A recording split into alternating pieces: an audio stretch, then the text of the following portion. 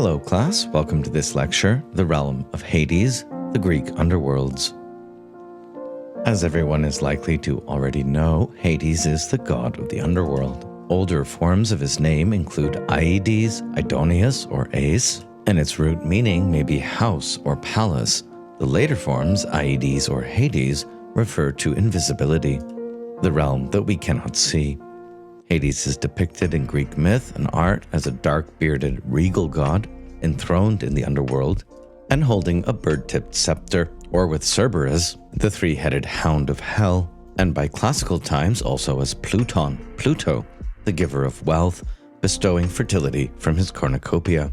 In Bronze Age Greek mythology, Hades was likely the same as chthonic Zeus, Zeus of the earth, or subterranean Zeus, the hospitable Zeus of the departed.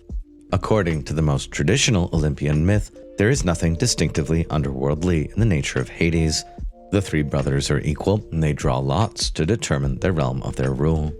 In myth, Hades is the god of the dead, and his realm is named after him, although it was earlier called Tartaros, as Hades comes to rule the underworld, that term becoming distinguished as a particular region in the underworld. Above all, Hades appears as a pointer of the judges of the dead. He presides over funereal rites and the rites of the dead to burial, a very important mythological function, since without proper burial, the souls in Hades can never reach the blessed Elysian fields. Hades is the god of the wealth of the earth, again his name Pluton, and of the mined wealth of gold, silver, or metals, so he's the god of miners. Plato had already observed in his Cratylus that people prefer to call Hades Pluto because they are afraid to pronounce the dreaded name of Hades. The fear of Hades is a prevalent theme, and as Karenyi notes, people who sacrifice to the underworld have to do so with averted gaze. As to the most prominent myths of Hades, his birth, his role in the War of the Gods, and the subsequent division of power has been treated in earlier lectures. These myths are widely retold and usually consistent, although oddly in Hesiod, Hades sits out on the Gigantomachy, preferring to remain in his shadowy realm. The most famous myth of Hades concerns his abduction of Cora or Persephone, told last week. Although he is not usually defined as having a retinue like Dionysus or Aphrodite, in a way he has a very large and distinctive retinue, including most deities, demigods, or monsters associated with the underworld and its various geographies. Although usually an infertile god without children in Orphic myth, Hades is the father of the Erinyes, that is the Furies, and sometimes also of Zagreus, Dionysus, and Melinoe, all with Persephone. And although a much more faithful spouse than Zeus, he is also said to have had affairs with the nymphs Minthe from the mint plant and Leuce. His most frequent depiction in myth is as a judge of the heroes, especially Orpheus, when that poet sought an audience with Hades and Persephone for the return of his beloved Eurydice. Hades also permitted Heracles to fetch Kerberos from hell to complete one of his labors, and Hades indeed appears frequently in Heracles' myth. Hades is also exceptionally wrathful against several Greek heroes, including Tantalus, Sisyphus, Pirithous, Theseus, and Asclepius, the latter on account of his wielding Hades' own power, the power of resurrection. In Theban saga, it is Hades and Persephone who send a plague, and they are appeased when the maiden Coronides sacrifice themselves. Although the above myths are well known, Hades' myths are threadbare in comparison to the other major Olympian gods. However, myths concerning his realms are abundant. In this lecture, we'll look at 4 Greek accounts of the afterlife and the underworld: the Hesiodic, the Homeric, the Orphic, and the Platonic, and thus the title, The Realm of Hades, Greek Underworlds, rather than a more in-depth discussion of this nebulous and obscure deity.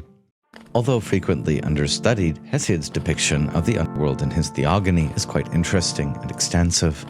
It just doesn't cohere very well with the Homeric or subsequent geographies of the underworld.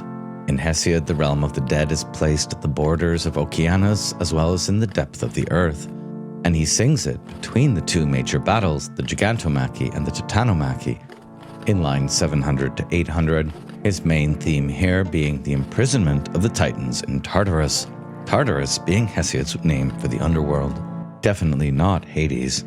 As Hesiod describes the location of Tartarus in his cosmic geography, quote, "A bronze anvil falling from the sky would travel 9 days and 9 nights to reach the earth on the 10th day, and a bronze anvil falling from the earth would need 9 days and 9 nights to reach Tartarus on the 10th day. The top of the sky is very high indeed on this account, just as high as is the depth of the underworld, the lowest region of the cosmos, also named Tartarus. As Lars Albinus writes in his House of Hades, Greek eschatology book, this underworld is not called by the name of Hades, but by the name Tartarus. Tartarus is only mentioned twice in Homer, and so in Hesiod, Hades is mentioned exclusively as the god of the dead, rather than the god of the underworld per se, which is Tartarus. The Homeric Hades, on the other hand, is the name of the divine realm as well as of its divine king. In Hesiod's account, one enters Tartarus by crossing gates of marble and a threshold of bronze, around which Nyx, the goddess of night, drifts in triple array. The roots of earth and sea all meet here, and here also we find the gaping chasm, or chaos, which goes on for a full year's journey into ever deeper and eerier places, which make the gods shudder. The inhabitants of Hesiod's Tartarus are many. The Titans and the dragon monster Typhoeus occupy the place below. Poseidon is the one who builds the gate of bronze that houses the Titans, and the Hecatoncheires, or 100-handers, guard it. Atlas, brother of Epimetheus, Prometheus, and Menoetius, by the gloomy house of night, stands erect, and on his head and unwearying arms firmly supports the broad sky, where night and day cross a bronze threshold. Night and day themselves thus emerge from this underworld realm, and they alternate in it as well. There too dwell the children of black night, sleep, and death, the awesome gods who are never seen by the rays of the blazing sun when it rises in the sky or moves on its downward path.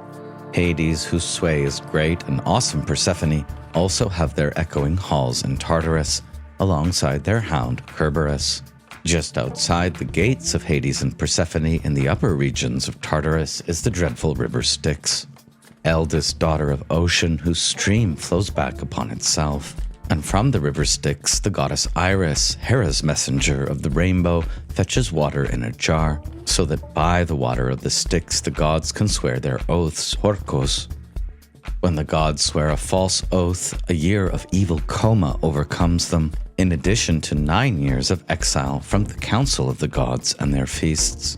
Of the different conditions of mortal souls in the afterlife, Hesiod sings that the golden race becomes earthly demons, or chthonic daimones, and also the silver race is honored as the blessed spirits of the underworld.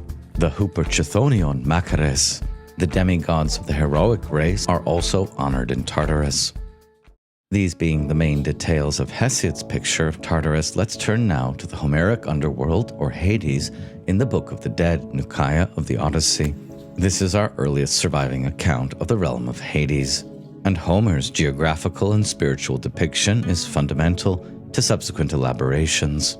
Despite its lack of precise geography or account of the deities or demigods that inhabit the underworld, Homer's account has proved more influential than Hesiod's. Odysseus sets out to the region of the underworld under the advice of Hermes and Circe. Recounting his adventure there to the Phoenicians and their king Alcinous, Odysseus says, "Our ship came from the farthest reaches of deep-flowing Oceanus, where the country of the Cimmerians lies shrouded in cloud and mist. Bright Helios never looks down on them with his rays, either when he ascends to starry heaven or returns to earth. But dire night covers these poor mortals. Here we beached our ship. After putting the animals ashore, we went along the stream of Oceanus until we came to the place that Circe had indicated. Upon arriving at the edge of the proverbial world, Odysseus digs a square pit and around it pours libations to the dead, honey, milk, sweet wine, and water in that order, all of which he sprinkled with white barley. Then, after supplications and promises of further sacrifices on his return to Ithaca, especially to the prophet Tiresias, he cuts the throats of sacrificed animals so that their blood would run into the pit, whereupon a multitude of souls of the dead swarmed up from the darkness, Erebus, including young brides, unmarried boys, old men having suffered much, tender maidens whose hearts were new to sorrow, and many men wounded by bronze-tipped spears and wearing armor stained with blood. Pale fear takes hold of Odysseus and his men, and they hear the frightening cries, at which Odysseus orders his men to flay and burn the slaughtered animals and pray to Hades and Persephone. He next draws his sword and tries to ward off the ghastly spirits from drinking the blood. That is before he gets his audience with Tiresias. Not Tiresias, however, but Odysseus's comrade Elpenor came up first, the same one who had died in a drunken fall off the roof of Circe's palace, and who had not received a proper burial. Odysseus promises to fulfill Elpenor's request to be buried on his journey home. Then Odysseus converses with Tiresias, who explains that only the souls whom Odysseus allows to drink of the blood are able to converse with him. He relates Odysseus's destiny and how he will eventually return home to Ithaca. Odysseus next meets and allows to drink from the blood his mother Anticlea, and learns from her the truth about life and death. He attempts to embrace his mother 3 times, but each time she slips from his arms like a shadow or a dream. Her words to her son, "O my poor child, fated beyond all men, Persephone, daughter of Zeus, does not trick you at all, but this is the doom of mortals when they die. For no longer do sinews hold bone and flesh together. The mighty power of blazing fire consumes all. As soon as the life breath leaves our white bones, the soul, like a dream, flutters and flies away. But as quickly as possible, make your way back to the light and understand all these things so that you may, in the future, tell them to your wife." Many other souls come up to converse with Odysseus, including a parade of beautiful heroines. At the end, Persephone herself drives away the souls of all these illustrious ladies, so that next Odysseus can meet with the heroes, among whom are Agamemnon, Achilles, Patroclus, and Ajax, and all his comrades slain in the Trojan War. Odysseus's interview with Achilles has become most famous because of his disparaging remarks about death. "Do not speak to me soothingly about death, glorious Odysseus. I should prefer as a slave to serve another man, even if he had no property and little to live on, than to rule over all these dead who have done with life." It is also here that we hear about the meadow of Asphodel, where Odysseus sees Orion's and Tityus's punishment, as well as the deeper regions of Erebus, where souls are to receive the most dire punishments, such as Ajax for suicide or Tantalus or Sisyphus. Next, Odysseus has a vision of Minos, the splendid son of Zeus, sitting with a gold scepter in his hand and pronouncing judgments for the dead. And they, sitting and standing, ask the king for his decisions within the wide gates of Hades' house. Homer does not here mention the 2 other traditional judges, also formerly mortal kings of the underworld, Rhadamanthus and Aeacus. Finally, Odysseus sees the phantom of Heracles, the real Heracles and his wife Hebe, of course, being immortalized among the gods. This interestingly suggesting that there are 2 Heracleses, and so Homer's Nekuia ends with hordes of the shrieking dead swarming up, while Odysseus in fright makes for his ship to resume his journey. As Lars Albinus writes in the House of Hades, Studies in Ancient Greek Eschatology, the Homeric picture of the underworld is not very clearly defined geographically. Some of the heroes appear to form a special group in the meadow of Asphodel, but no special paradise is described like the Elysian fields of later authors. In the Homeric poems, the living body, the man himself, or his most important part, the thumos or phrenes, spirit or intelligence, is destroyed at death, while only the soul, Suke, survives, leading a shadowy existence in the underworld. The souls here are vague spirits with all the passions they had while alive, but drifting joylessly in the gloom. The group of greatest mythological sinners occupy a special hell, but the details are murky, and there is no mention at all, as in Hesiod, of the souls of ordinary mortals who must also end up in this realm. Both the Hesiodic and the Homeric account of the underworld are obscure, and between them we have the afterlife as it was imagined in the 8th and 7th centuries BCE. By the 6th century BCE, the Presocratic philosophers will shift this Homeric meaning of the psyche from designating the fleeting shades in Hades to being the source of life and intelligence, both at a human and a cosmic level. In a way, we already owe to the Presocratic philosophers the beginnings of our modern doctrine of the soul. What was described as obscure, fleeting, and not very impressive, the psyche in Homer, the first Presocratic philosopher Thales identifies as the living substance of the cosmos, which is water, and what makes the soul soulful or living and intelligent is water. Anaximenes went on to connect the Psyche, again naturalistically, to the principle of air and the breath of life, which binds and maintains human life in the cosmos. Heraclitus connected the Psyche to fire. Psyche is a fiery substance subject to physical alterations. Empedocles described the Psyche as being composed of all four elements, and he called it a spirit, daimon, of divine origin.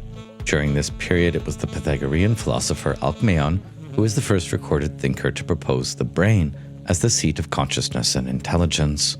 Another Pythagorean, Philolaus of Croton, placed the soul in the heart. Anaxagoras focused on the human soul as a mind, or nous, an independent principle responsible for the control of both our physical body and of our cognitive faculties. Indeed, most influential for the subsequent development of the soul idea in the post-Hesiodic and post-Homeric world are the Orphic and Pythagorean traditions, that is, the mystery religions. And it does appear that the soteriological and eschatological doctrines of Orpheus, that is, his singing of the salvation of the soul and its destiny in the afterlife, became the major competitor to the Homeric picture of the afterlife from an early date, at least the 7th to the 6th centuries BCE. Our evidence from this period, however, is extremely fragmentary. We know that books were in circulation under the name of the poet Orpheus, many of which concerned eschatological themes. Our knowledge, however, has been greatly enhanced with the discovery of the Petelia gold tablet in 1836, the first of the so-called Orphic gold leaves, many of which deal with the post-mortem fate of the soul. We'll be studying Orpheus and Orphic religion and its connections to the Bacchic gold leaves in the next lecture, but since they provide the most vivid description of the afterworld journey that we have after Hesiod and Homer and before Plato, this would be a good time to look into the Petelia gold leaf in particular. Little pieces of gold tinfoil on which tiny writing is inscribed. The Petelia gold leaf is the first one discovered. It consists of instructions to the soul as well as a passcode to be admitted into the more blessed region of the afterworld. And it reads, "You will find to the left of the house of Hades a spring, and standing by it a white cypress. Do not even approach this spring. You will find another from the lake of memory, cold water pouring forth. There are guards before it. Say to the guards, I am a child of earth and starry sky, but my race is heavenly. You yourselves know this. I am parched with thirst and am dying, but quickly grant me cold water flowing from the lake of memory. And they themselves will grant you to drink from the sacred spring, and thereafter you will rule among the other heroes. This is the work of memory. When you are about to die, write this, enwrapped in darkness." Many gold leaves have since been discovered with wording very similar to this. We're not 100% sure if we can call this afterworld Orphic, or if we should more strictly call it Bacchic. But for the purposes of this lecture, we'll consider this our primary source description of the Orphic afterlife. Its key features have been confirmed in many other gold leaves since, with very similar wording. Once you enter the house of Hades, there is on the left a fountain or spring, Krenes, and standing by it a white cypress tree. This is the bad fountain, and you mustn't approach it or drink from it, or you'll become like the flitting shades in the Homeric depiction of the afterlife. Most memorable image here is thus the fork in the road and the two ways, one which leads to a negative condition of the soul, presumably in a gloomy region of the house of Hades, while the right-hand path, the one you should choose, leads to guardians or phulakes, before whom the soul must remember the sacred password or symbola, here involving a declaration by the soul that I am a child of earth and starry heavens, but my race or genos is of the heavens. Hearing this and sizing you up, the guardians will grant you admittance to the lake of memory, or later remembered in Plato as the meadow of truth. The soul is vulnerable in this encounter, dry with thirst and perishing, as in many Egyptian, Phoenician, and Babylonian descriptions of the afterlife. And it is the water that flows fresh from the lake of memory that allows the soul to reign in the afterworld among the other heroes. Many other gold leaves discovered since also describe features of the afterworld geography, such as the Lucania gold leaf. But as soon as the soul has left the light of the sun, go to the right, being very careful of all things. Greeting, you who have suffered the painful thing. You have never endured this before. You have become a god instead of a mortal. A kid, you fell into milk. Rejoice, rejoice. Journey on the right-hand road to the holy meadows and groves of Persephone. And in the Thuri gold leaf, perhaps most interesting of all, I come from the pure queen of the Chthonian ones, Eucles, Euboleus, and the other immortal gods. For I also claim to be of your happy race. But Moira overcame me and the other gods, and the Starflinger with lightning. I have flown out of the heavy, difficult circle and approached the longed-for crown with swift feet. I have sunk beneath the breast of the lady, the Chthonian queen. I have approached the longed-for crown with swift feet. Happy and blessed, you will be a god instead of a mortal. A kid, I fell into milk. Both the Thuri and the Lucania gold leaf repeat many elements in the Petelia tablet and add new ones, such as the emphasis on the soul's audience with Persephone, the two paths of heavy difficulty versus swift-footed celerity and joy, and as well the image of the immortalization of the soul in the afterworld, becoming a god instead of a mortal, and the symbol of this immortalization, a kid falling into milk. Rounding out the Bacchic or Orphic depiction of the afterworld in the context of religious mysteries in the 5th to 4th centuries BCE, also discovered recently is the Derveni papyrus, the oldest surviving European papyrus, which was discovered charred in 1962 in a tomb in Thessaly, and which was not translated or made available for almost 10 years. Its contents were a philosophical commentary or esoteric treatise on early Orphic poems, and it generated a massive renewed interest in Orphic religion and philosophy in the international scholarly community, a kind of renaissance of Orphic studies, which we'll be looking more into next week.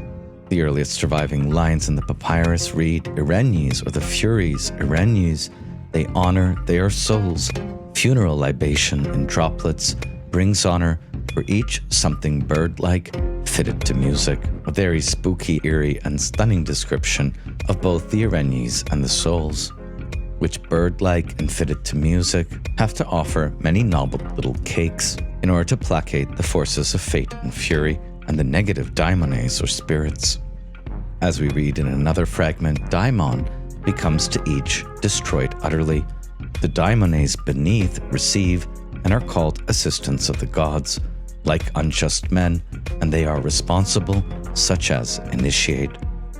The Derveni papyrus thus gives us a little more detail on the ordeals the soul will undergo, both the Furies and the baleful daimons, and how they might endure the descent and protect their souls perhaps for the right-hand path, according to which Olympus and time are the same.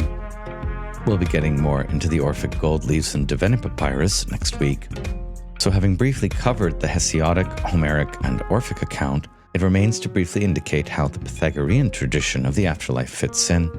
And it's usually thought by scholars that Pythagorean doctrines concerning the fate of the soul in the afterlife and its transmigration or reincarnation involves both Indian and Orphic thinking about the soul. The Pythagorean traditions, which we know mostly about only from later sources, are complex and difficult to reconstruct. And this is due in large measure to the proverbial Pythagorean silence, and marks in many ways the beginning of Western esotericism in philosophy. We do know that the early and later Pythagoreans, as well as several fragments of Orphic poems, speak of the transmigration or the metempsychosis of the soul, which unfolds according to one's present deeds, or what the Indians would call karma, possibly only the noble souls being released from the suffering of constant rebirth. And the philosopher Empedocles adopted a similar perspective, perhaps influenced equally by Pythagoras and Orpheus. These topics get very complicated in all the details, scholarly reconstructions, deconstructions, and arguments, but for our purposes here, the transition from Hesiod and Homer on the soul and the afterlife to Orphic and Pythagorean doctrines is necessary only as a stepping stone to Plato and his myth of air, which in many ways is our first fully well worked out account of the soul in the afterlife in the Western philosophical tradition, and is also world literature's first near-death experience report, and seems to combine elements of especially the Homeric and the Orphic Pythagorean picture. In Book 10 of the Republic, Plato recalls his final allegory of cosmic justice, which is Air's tale of an uncanny sight in the afterlife, which is not heaven or hell, but the realm in between heaven and hell. Important to note here is that Plato does have an account of the heavenly world, the world of the forms, as well as what seems to be an account of hell, the underworld as a site of punishment, retribution, and purification of the soul. Piecing together from other accounts in the myth of air, we can say that when the soul leaves the body, according to Plato, it travels for 1,000 years in either the heavenly choir of the gods or suffers unspeakable torment in the realm of the dead. Plato's eschatology of heaven and hell subsequently having a major impact on the formation of Christian theology. But it is not heaven and hell and the 1,000 years that the soul spends in either one of them that is Plato's focus in his account of the myth of air.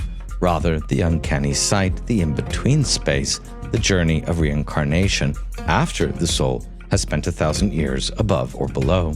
And here we receive the story of the young warrior Air, who after 12 days of deathly slumber awakens on a funeral pyre just in the nick of time, and he bears with him a fabulous account of the places his psyche had traveled in the dreamlike world of the beyond, a sequence of mysterious locales.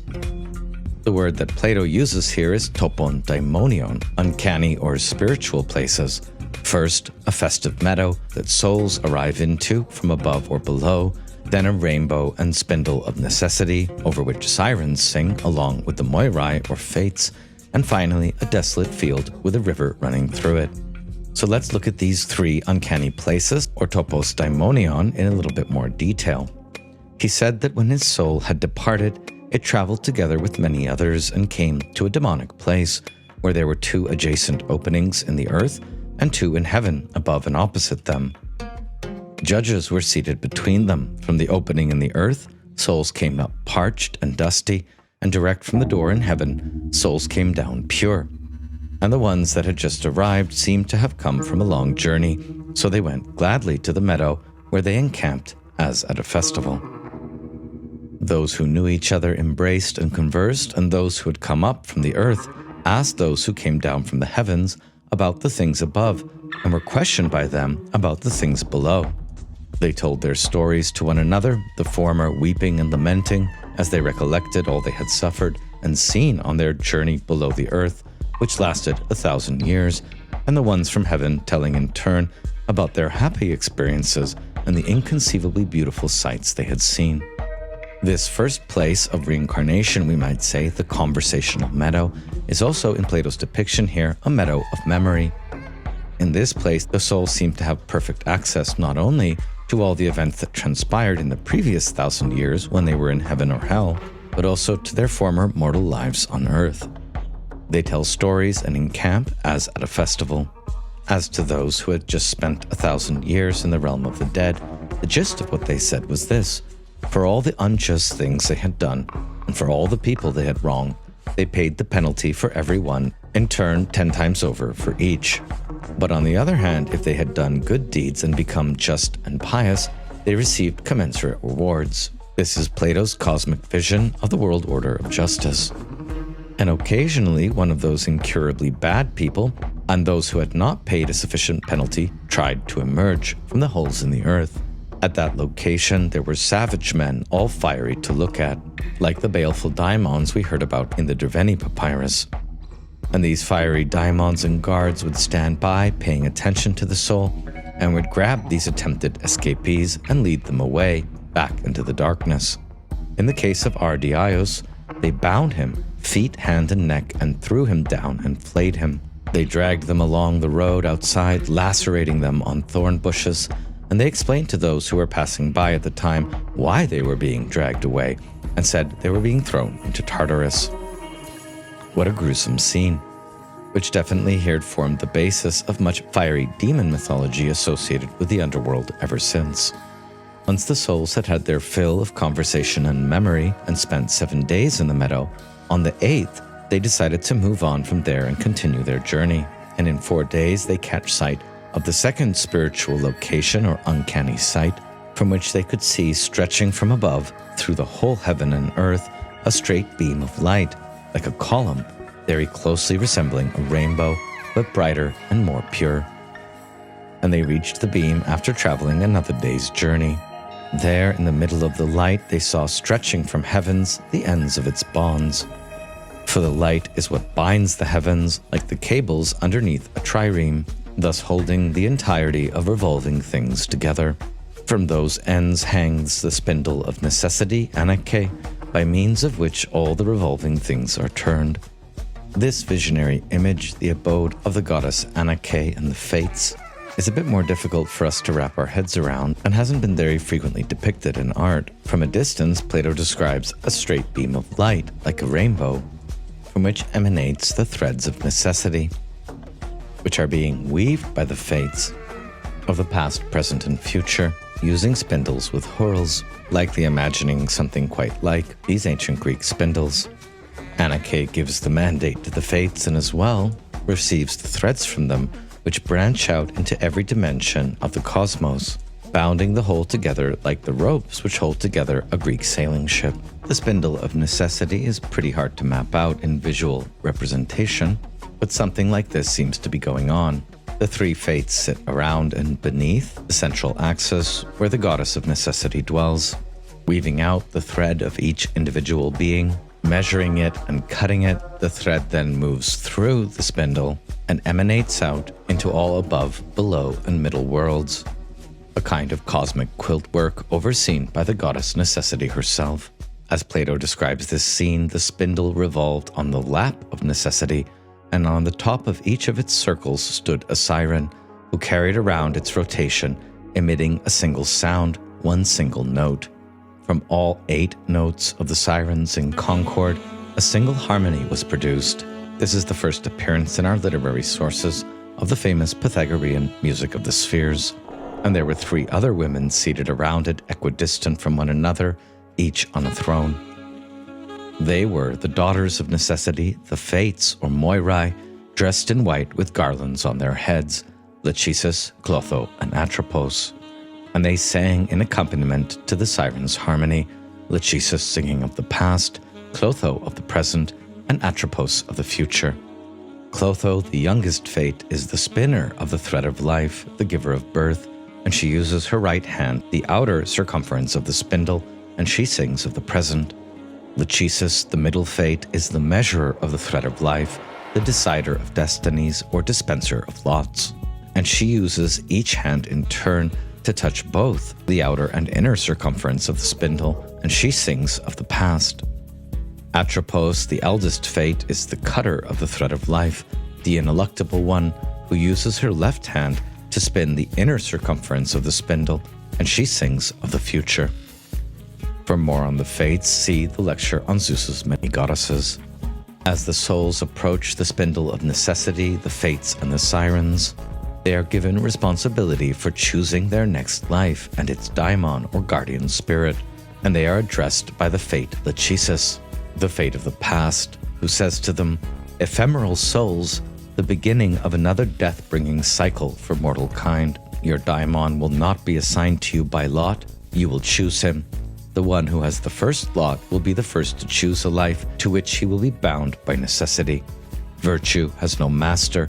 As he honors or dishonors it, so shall each of you have more or less of it. Responsibility lies with the chooser. The god is blameless."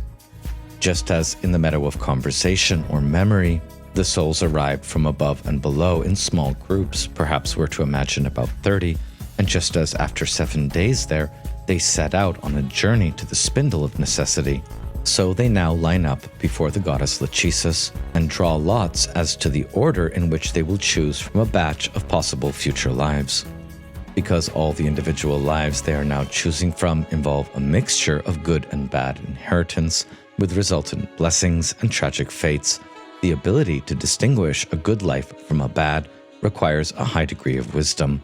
The more philosophical or rationalist soul is, the more it chooses not only out of desire for pleasure or power, but based on rational prediction of how the mixture of quality and circumstances in a given life creates the possibility for its spiritual advancement. Plato even goes so far as to suggest that here the souls will often trade places, the ones coming down from heaven being untrained in suffering, and the ones coming up from earth having suffered so much that they are now weary of choosing. These souls from the above will see what looks to be on the surface of things like a good life without much pausing to see its hidden underside. The souls coming up from the earth having suffered so much are now more circumspect in the way they choose, and so they tend to switch places. Heavenly souls choosing bad lives and the souls who have been justly punished good ones.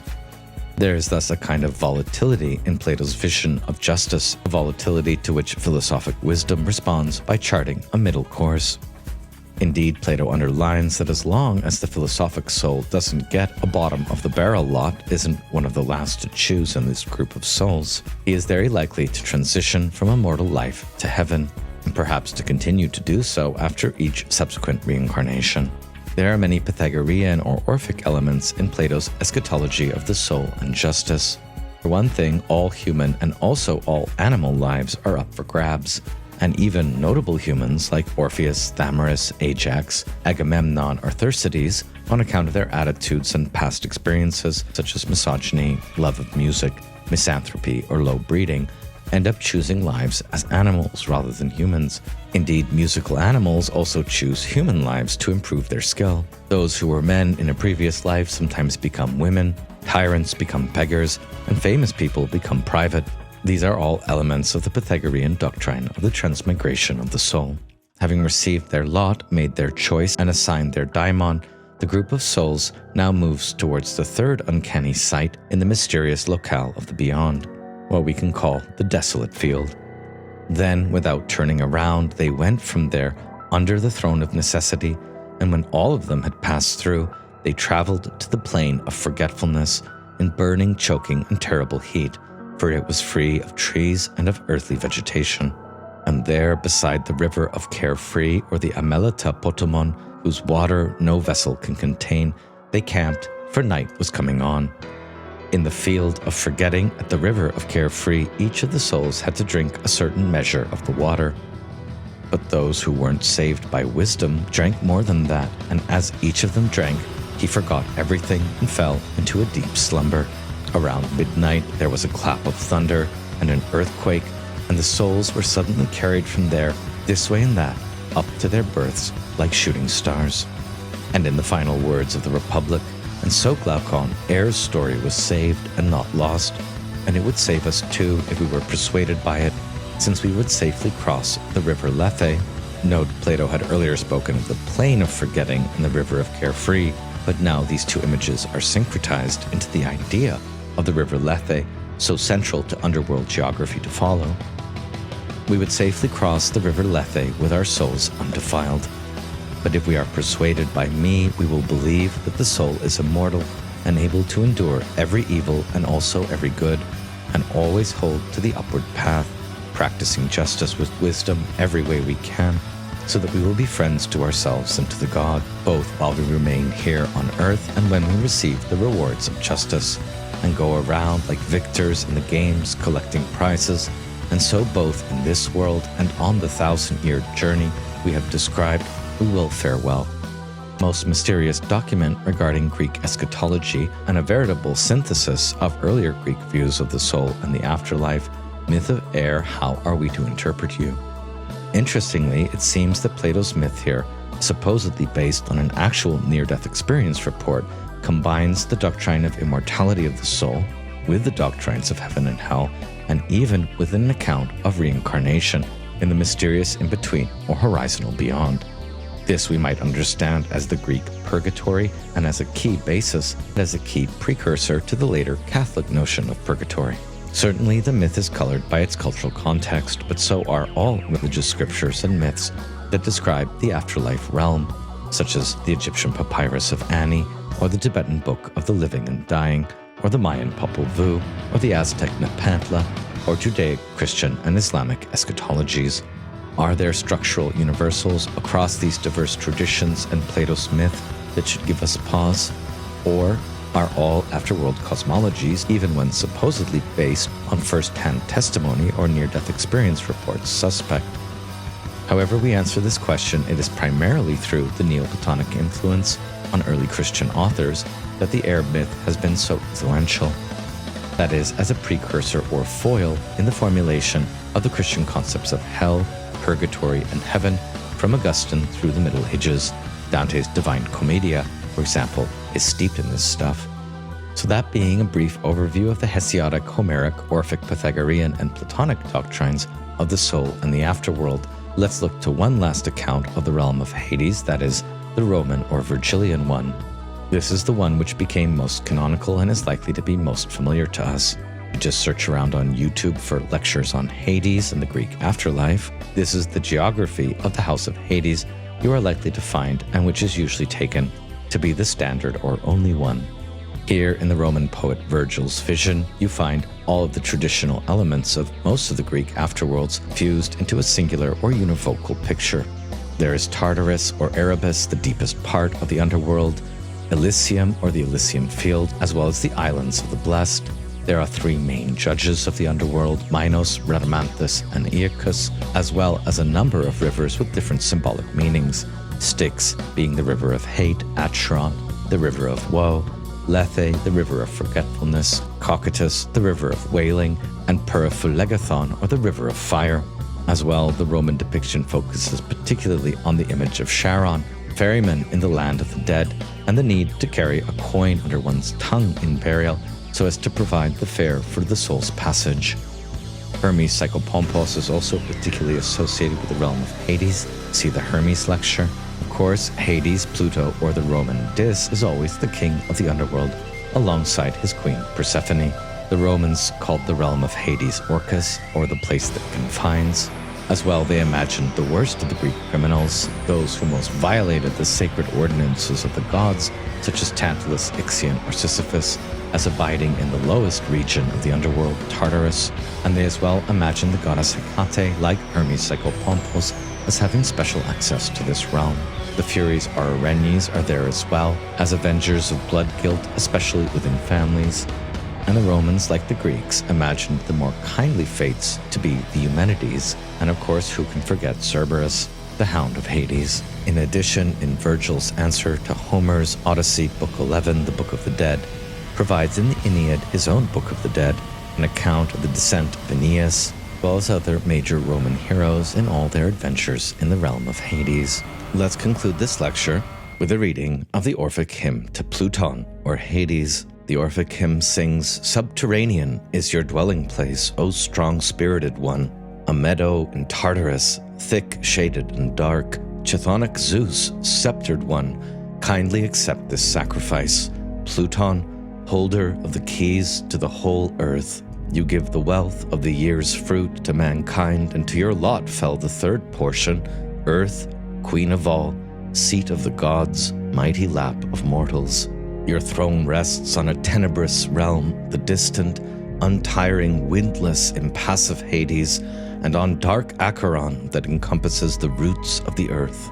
All receiver, with death at your command, you are the master of mortals. When you tore her away from the meadow and through the sea, upon your steeds you carried her to an Attic cave in the district of Eleusis, where the gates to Hades are.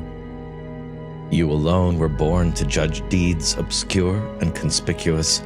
Holiest and illustrious ruler of all, frenzied God, you delight in the worshipper's respect and reverence. Come with favor and joy to the initiates. I summon you. Apostolos Athanasicus points out the Homeric provenance of this image, a meadow in Tartarus, the underworld here being given its earlier name. Such a meadow is thick-shaded and dark, the realm of Chthonic Zeus, Hades' earlier form. While the Suke of the dead are portrayed as wandering on asphodel meadows in the Odyssey, Tartarus is usually envisioned as a distinct place where the Titans and Typhon, after being defeated by Zeus, are imprisoned. As we've also seen, sacred meadows appear in the Bacchic gold tablets as part of the special dispensation which the Orphic initiates receive after death, and fragment 340 of the Orphic Rhapsodies speaks of the beautiful meadow by the river Acheron, the river of woe, whither those who did good deeds while alive go after they die, whereas other malefactors go by way of the Cocytus, river of wailing. In this hymn, Hades' portrayal as one who holds the keys to the underworld represents his power to keep the dead locked up, an ability to prevent them from returning to the land of the living. His realm is windless, impassive, or elsewhere tearless, yet without laughter. Above all, Hades is the master of death and mortality, and the hymn closes with an invocation of his role at the gates of Eleusis and abduction of Persephone, and thus with Hades' role as the ultimate judge. You can check out the lecture notes this week for hymns to other deities particularly associated with the realm of Hades, such as Mise, the Erinyes, sleep, dream, and death. The god Death, or Thanatos, being since Hesiod or Heraclitus distinguished from Hades, and sometimes also called the winged Hades. The 87th Orphic hymn to Death sings, "Hear me, you who steer the course of all mortals, and give holy time to all ahead of whom you lie. Your sleep tears the soul free from the body's hold, when you undo nature's tenacious bonds, bringing long and eternal slumber to the living. Common to all, you are unjust to some, when you bring a swift end to youthful life at its peak. In you alone is the verdict common to all executed, for to prayers and entreaties you alone are deaf. But, O Blessed One, with sacrifices and pious vows, I beg you to grant long life, that old age might be a noble prize among men."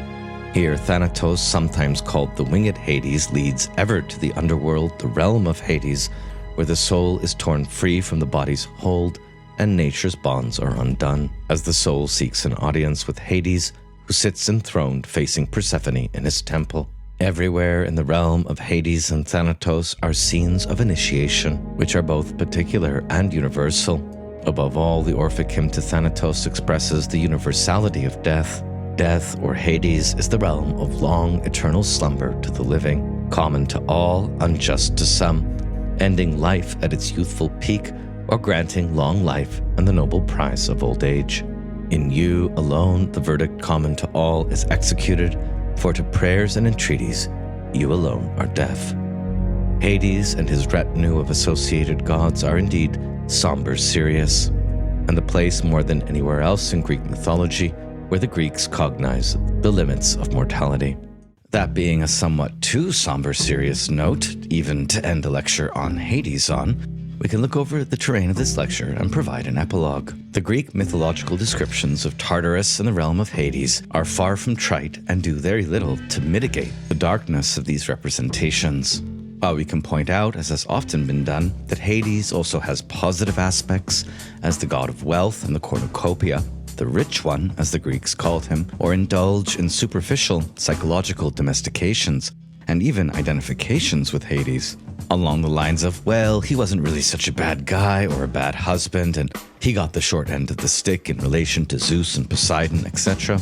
The fact remains that Hades mythology is underdeveloped and remains deliberately obscure in archaic and classical Greek consciousness for a reason. The Hades and underworld we've encountered in this lecture is indeed fearsome, and this is because the Greeks feared Hades and his realm was unrelentingly dark. The closest thing among the Greeks that we find to our own modern denial of death, to use a phrase of Ernest Becker, in our Greek sources, is in heroic narratives, wherein various heroes try to get the best of Hades and incur either the god's wrath or favor.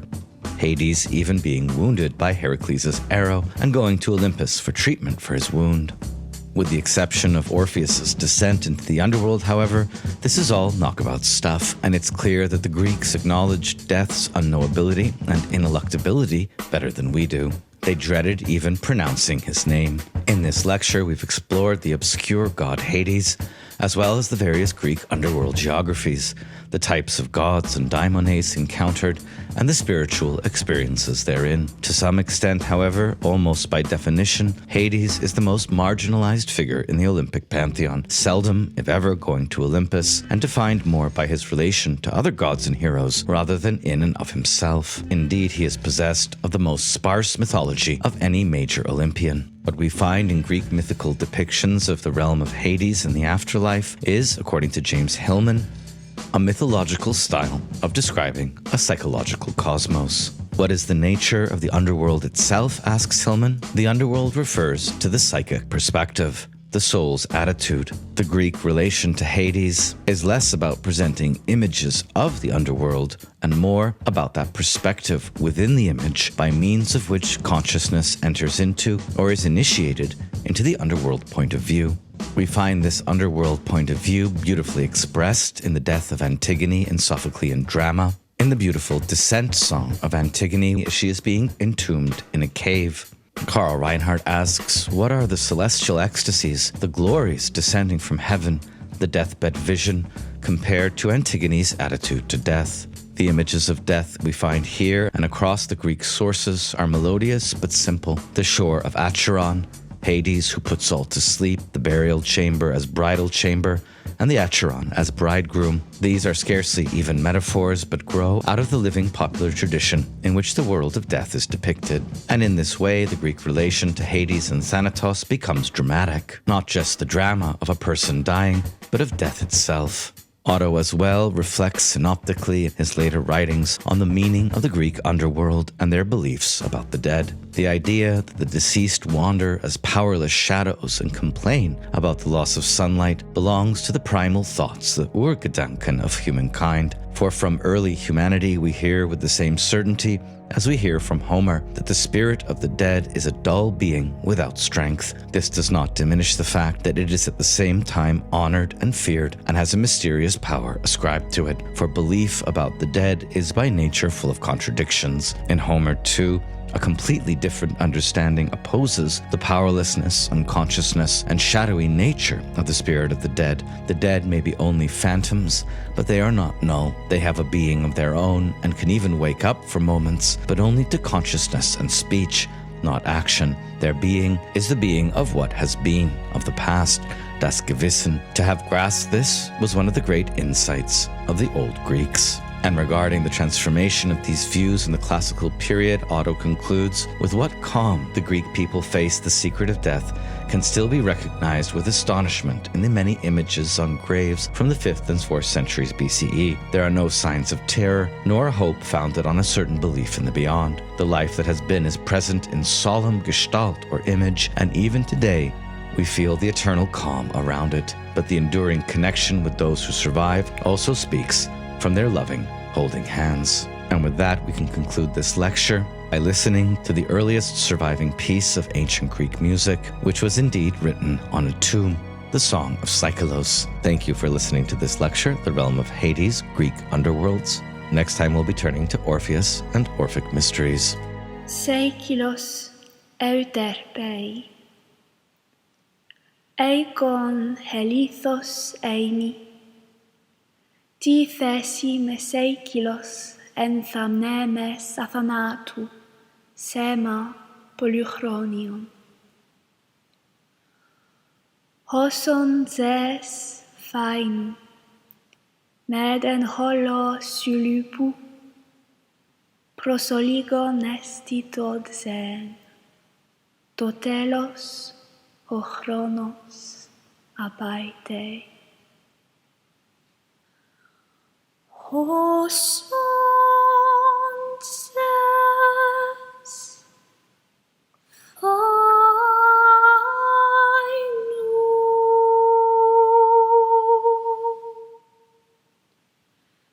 μεν εν χολό σουλουπού,